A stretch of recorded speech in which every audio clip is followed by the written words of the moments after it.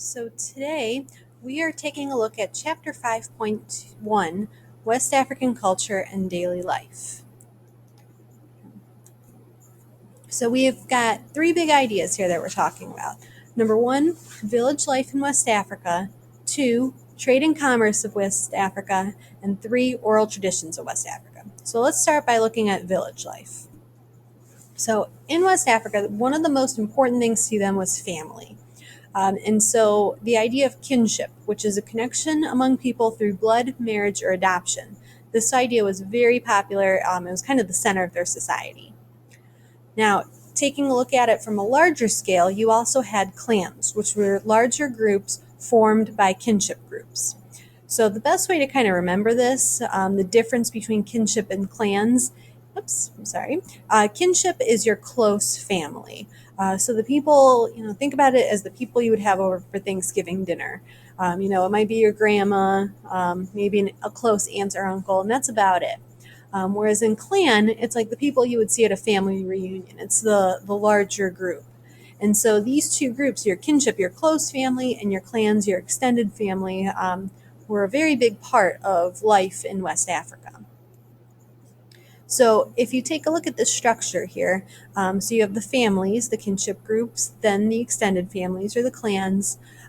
In charge of them were the village chiefs, which were held by the council of elders. So you can kind of take a look at how that breakdown occurs. All right, so besides family life, we have trade and commerce. So at first, the center of life in West Africa was farming.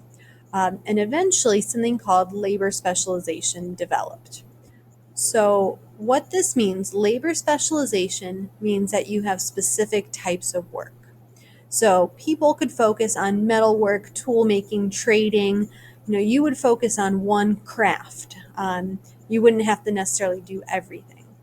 And so something else that happened along this time was that metal workers discovered iron. So because of iron technology, they could develop stronger tools and weapons.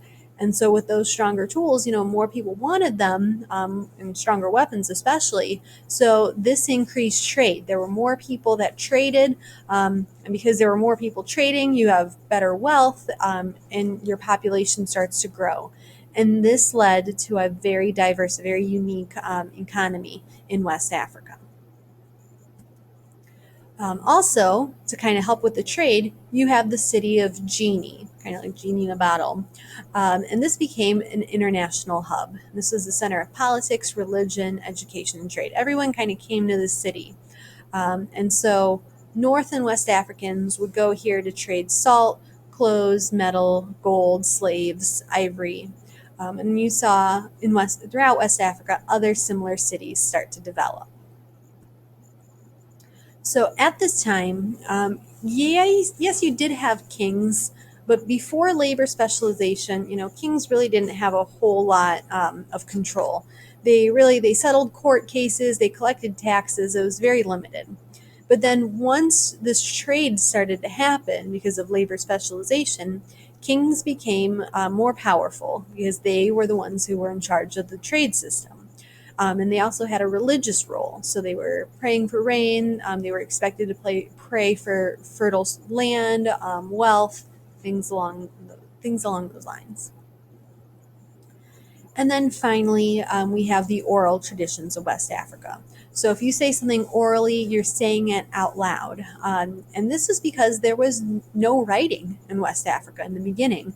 So they had no written history. They didn't learn to read and write until much later on. So their culture, their ideas were passed down through storytelling. And the people who were kind of in charge of keeping track of the history were the griots, not griots, griots. They were the storytellers of history and their spirituality, their religion as well. So if you look at it, griots kind of have three roles. They're part storyteller, part historian, part musician. So the storyteller would kind of tell what happened, kind of like the folk tales as well as the historical information. They would kind of take those pieces of information and create a story. Part historian, like I said, they would remember, they wouldn't write anything down. This is all by memory. Their tribes or family history, and they would share them through the stories. And then finally, they were also part musicians. So they would, a lot of times, to make this more creative, they would add music, dancing, really try to get the audience into it so it became a community experience. Okay, so if you need additional information, there's a website here that has the author's notes if you need it.